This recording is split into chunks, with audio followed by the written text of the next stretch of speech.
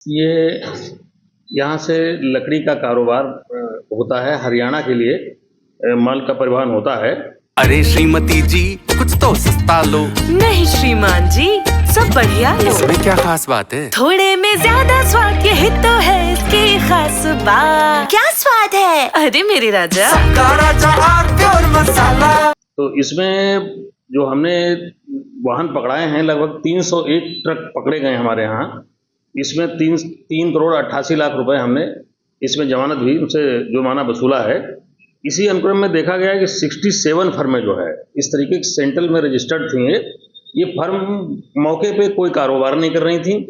वहाँ पे जैसे जब मौके पे गए तो पता चला कि लकड़ी की जगह वहाँ कपड़े की दुकान है या मिठाई की दुकान है या किसी और की दुकान है। उन लोगों ने कहा कि ना तो मैंने इनको कभी देखा है, ना तो यहाँ कोई कारोबार हुआ है। इस तरीके से इन लोगों ने 622 करोड़ रुपए की टर्नओवर पर 95 करोड़ रुपए के आईटीसी प्रदेश के बाहर पास ऑन कर दी है। ये सूचना हमने CGST additional commissioner anti illusion Meerut को भेज दी है और उनसे आग्रह किया है कि इनके खिलाफ जो पंजीयन की निरस्तीकरण कार्रवाई के साथ साथ ये भी पता लगाया जाए कि ये किस आईपी एड्रेस या कहाँ से ये ई-वे बिल जनरेट कर रहे हैं जो है। इसी अनुक्रम में रात में एक फर्म हमारे पास थी अमरोहा की, हमें जानकारी मिली थी कि एस गुड हाउस अमरोहा की। तो इनसे हमने बात की फ़ोन पे, तो इनको ज़रा बताया गया कि मैंने तो अभी मोबाइल ख़रीदा है, सिम अभी ख़रीदा है, तो मुझे कोई जानकारी इस फर्म के बारे में नहीं है। तो मैंने ऐसी 2 गाड़ी रात में पकड़वाई है मुरादाबाद में। वो गाड़ियाँ खड़ी हैं, अब उसमें बुलाया जाएगा, पता किया जाए कौन आदमी है और यदि फोर्जरी पाई जाएगी तो इनके खिलाफ FIR कराई जाएगी। हमारे प्रमुख सचिव महोदय द्वारा भी निर्देशित किया गया है कि बोगस और फर्जी फर्में हैं उनके खिलाफ FIR कराई जाए।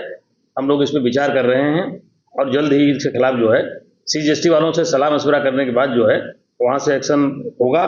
नहीं तो हम लोग भी अपने स्तर से इसमें बड़ा अभियान करेंगे, गाड़ी भी पकड़ेंगे, फर्जी बोगस पंजीयन जो जारी हुए उनकी जांच भी करेंगे, निरस्त भी कराएंगे। सर, कुछ फर्में आपके द्वारा उनका रजिस्ट्रेशन कैंसिल भी किया गया क्या? जी, लगभग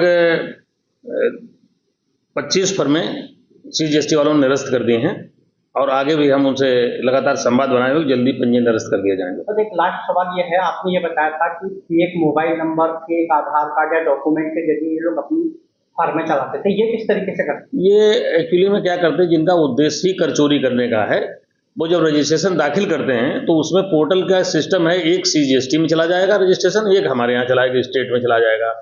तो स्टेट में तुरंत उसकी स्पॉट इंक्वायरी होती है, वेरिफिकेशन होता है, स्पॉट पे अधिकारी जाता है, पूछताछ करता है, वहाँ की फोटो लेता है, आधार ऑथेंटिकेशन होता है। तो इसलिए वो हमारे यहाँ उसको पड़ा रहने देते हैं। जब सेंट्रल में वहाँ फेसलेस है तो इसलिए वो ऑटो सिस्टम से भी हो जाता है और वहाँ फेसलेस होने की वजह से उनको आसानी होती है। वहाँ पे इतने अधिकारी नहीं हैं जो स्पॉट इंक्वायरी हो सके, इसलिए जो है उसका फ़ायदा उठाते हैं और 2-3 महीने ये पड़े रहते हैं। उसके बाद 2-3 महीने बाद ये ई-वे बिल निकाल करके 100-200 500 गाड़ियों का ई-वे बिल निकाल करके उसके बाद या तो पंजीयन कैंसिल करा लेते हैं या तो हम लोग नज़र में आता, जब तक हम लोग देखते तब तक कैंसिल होता, तो आईटीसी प्रांत बाहर कर देते हैं जो है।